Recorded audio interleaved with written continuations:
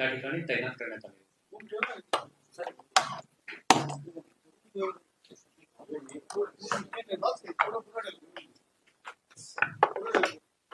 कालपासून चालू असलेल्या पावसाची स्थिती बघून मुंबई पोलिसांनी बृहन्मुंबई महानगरपालिका व इतर सर्व एजन्सीशी संपर्क साधून व्यवस्थित बंदोबस्त लावलेला होता. त्यामुळे सामान्यांना थोडीफार अडचण झाली, पण ते व्यवस्थितपणे बंदोबस्त असल्यामुळे त्यांना वेळेच्या आत आपण रोड डायव्हर्ट करून आणि इव्हॅक्युएट करून योग्य ठिकाणी पोहोचवलं. आणि विशेषकर लहान मुलं वगैरे जे सकाळी होते अडचणीत सापडलेले त्यांना व्यवस्थित घरपोच केलं.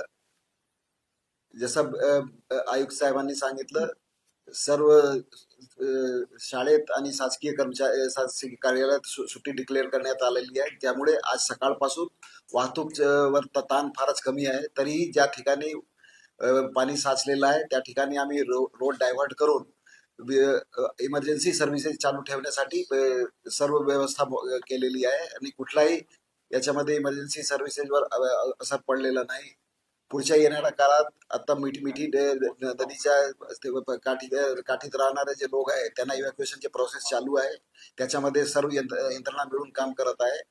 आणि कुठलाही याच्यासाठी आम्ही आमचे पोलीस कंट्रोल रूम आणि महानगरपालिका जे कंट्रोल रूम आहे त्याच्यावर सर्व सुविधा उपलब्ध करण्यात आलेली आहे. कुठल्याही नागरिकांनी काही जर विचार केला, पूस केली तर त्यांच्याकडे घरपोच आम्ही तिथपर्यंत माहिती पुरवण्यापासून ते काही वस्तू पुरवण्याचं काम ते पण चालू आहे पोलिसांच्या मार्फतीने.